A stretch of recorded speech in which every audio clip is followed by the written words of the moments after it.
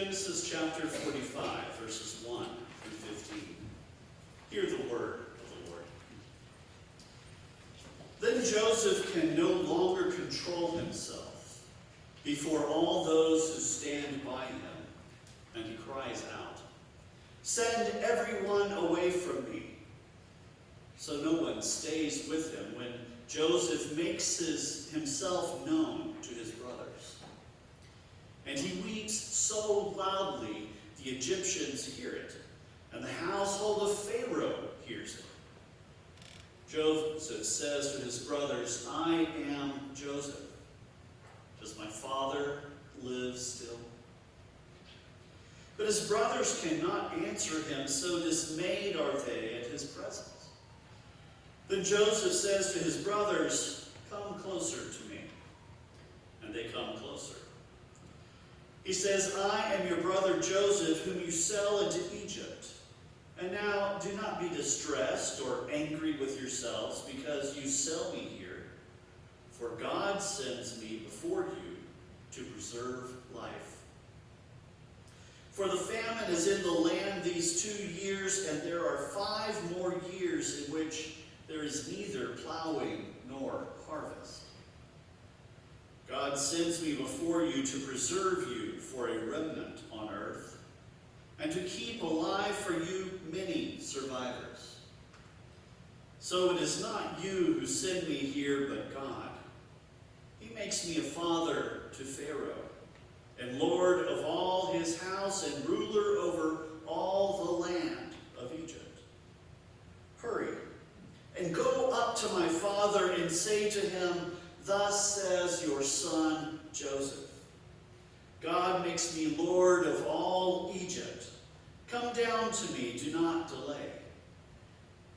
You settle in the land of Goshen, and you are near me, you and your children and your children's children, as well as your flocks, your herds, and all that you have. I provide for you there, since there are yet 5 more years of famine, so that you and your household and all that you have do not come to poverty. And now your eyes and the eyes of my brother Benjamin see that it is my own mouth that speaks to you. You must tell my father how greatly I am honored in Egypt, and all that you see. Hurry, and bring my father down here." Then he falls upon his brother Benjamin's neck and weeps, while Benjamin weeps upon his neck. And he kisses all his brothers and weeps upon them, and after that his brothers talk with him. Word of God for the people of God. Thanks be to God. When life gives you lemons, make lemonade, so the saying goes. Every cloud has a silver lining. It's not over until it's over. When one door shuts, another door opens. Things are never as bad as they seem. It's a blessing in disguise. When the going gets tough, the tough get going. We have lots of ways to tell people that their experiences are not really bad. We tell them it only seems bad. We tell them it is all part of God's plan. Is it really? If everything that happens is God's plan, then we bear no responsibility for our actions and our attitudes. When we downplay another's experience of trauma, grief, or pain, isn't it a cop-out to make us feel better about our lack of empathy? Our you-can-do-it attitude is often more about deciding not to help. One might make lemonade with lemons, but the recipe requires more than lemons. Things had not gone well for Joseph. After his brothers sold him into slavery, he was put to work in a good setting, yet as a slave. He rose to prominence in Potiphar's household through his administrative skills, but he was still in exile. He found himself unjustly imprisoned and seemingly forgotten. His life was hidden away with little to no hope of ever leaving Pharaoh's dungeons. He became a trusted assistant to the master jailer. As Potiphar had done, the jailer placed everything and everyone under Joseph's charge. This gave Joseph a modicum of freedom within the prison, but it was still a prison. Joseph befriended prisoners and helped interpret their dreams, but that did not really help him when it came time and one of them was released from prison. Joseph remained forgotten. Life is hard. He was on no pleasure cruise. Perhaps he was removed from the worst of the sun's heat down in Pharaoh's dungeons. But he was far from home, far from his father, cut off even from his half-brothers, some of whom had wanted and planned to kill him. None of this was good. None of this was wholesome. It wasn't even pleasant. As rosy as the text may seem to paint Joseph in prison, he is still a prisoner, still a slave, still a stranger in a foreign land. After a while, Joseph got a break. He had interpreted some dreams for a couple of prisoners, and one of them was restored to Pharaoh's service and did eventually remember him when Pharaoh had dreams that made no sense to anyone. Joseph was cleaned up and brought before Pharaoh to interpret these dreams in question. Joseph gave Pharaoh the interpretation that these dreams were Yahweh's warning about 7 years of bounty followed by 7 years of famine throughout the land. Pharaoh then raised Joseph up to oversee preparations against this upcoming famine. 7 years after this, our text picks up the story, with Joseph's brothers coming before him now on a return trip to Egypt to purchase food amid the prolonged famine. Some 10 years or more have passed between Joseph being sold as a slave and this second encounter with his brothers. Joseph had had years to stew over what his brothers had done to him. He had lived in Egypt long enough to work through some of the trauma from this betrayal. He had been exposed to more trauma that would never have come upon him had these brothers not sold him into slavery. Joseph had orchestrated to have his full brother Benjamin brought before him and framed as a thief, doubly testing these brothers who had once betrayed him. When Judah stood up to accept responsibility for Benjamin and take his place to protect Benjamin and their father, Joseph reached a turning point.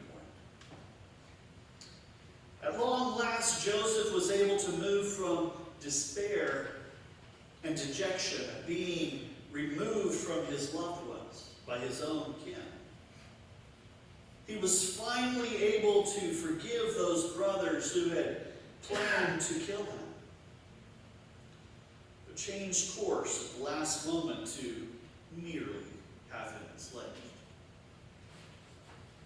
Any one of us would be hard-pressed to find the strength to offer the same degree of forgiveness His trauma had been real. His loss had been felt deeply. He was living in exile. Even now, if this new life had eventually granted him power and privilege, he could never have imagined. When Joseph breaks down and reveals himself to his brothers, he is a conflicted man. Part of him was willing to forgive them and seek reconciliation with them. Another part of him was still dealing with the trauma, anger, and pain from their tumultuous history together. Seeing Judah step up to take responsibility for Benjamin appears to have gone a long way in allowing Joseph to choose to move forward toward reconciliation and forgiveness. Joseph tells them not to recriminate themselves for selling him into Egypt. It's a rather graceful gesture on his part, though it is one that they will struggle now with accepting. It could easily be interpreted as Joseph saying the right words to lull them into a false sense of security, bringing them to fall further into his power so that he could deal with them more fully at some more opportune time. After all, Joseph still needed something from them. He still needed their help in reconnecting to Jacob. And yet, even after Jacob's death, the brothers will still be worrying about whether Joseph is coming back to take revenge upon them. They knew there was no excuse for their actions. They accepted Joseph's words that God had a larger plan and used Joseph's circumstances to accomplish something good in the midst of the pain, of the disaster, of the dysfunction that these brothers had amplified within their family dynamics. They were still very aware, as was Joseph, that their actions were inexcusable. Knowing that God brought something good out of all this mess did not change the character of their actions. It did not change the character of their guilt. They could take no credit for elevating Joseph to a position of power that allowed for saving many lives in this extended famine. For that matter, Joseph could hardly take credit either. The brothers were responsible for selling Joseph into a life of slavery. If something good came out of that, it was no credit to them. Joseph had found himself enslaved and did his best to rise in the esteem of his masters. He could take credit for the quality of his work, but not for the resulting actions of those who were over him. Winding up before Pharaoh and becoming second in command was nothing Joseph had accomplished. It was presented to him by forces and agencies beyond his control. This was of God. God took what the brothers did and what Joseph did and wove something greater from it than any of the parties could have dreamed. Getting Joseph into a position of influence could have come about some other way. God was not limited to have acted only through Jacob's family dysfunction. God could have revealed knowledge of the impending famine to someone other than Joseph. It's with this awareness that Joseph tells the brothers that what they had intended as a way to harm him had been redirected by God to work for the welfare of many.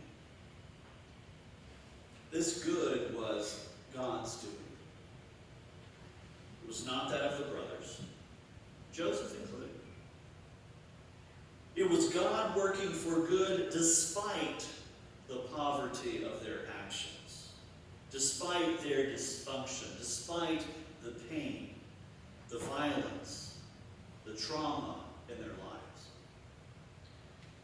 Joseph did not make lemonade out of the lemons presented to him. He worked within the bounds of the trauma and pain visited upon him. It was God, however, who transformed those lemons into life-giving lemonade. Neither is God in the business of presenting us lemons, nor are we responsible to create lemonade out of our limited resources. Our pain, our tragedy, our trauma, evil plans are real and have real consequences. Grace steps in, however, beyond our abilities to redemptively transform the evil of and in our lives into good.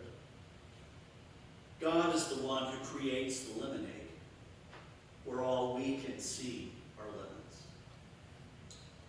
We can't make lemonade with lemons alone. Will we trust in the one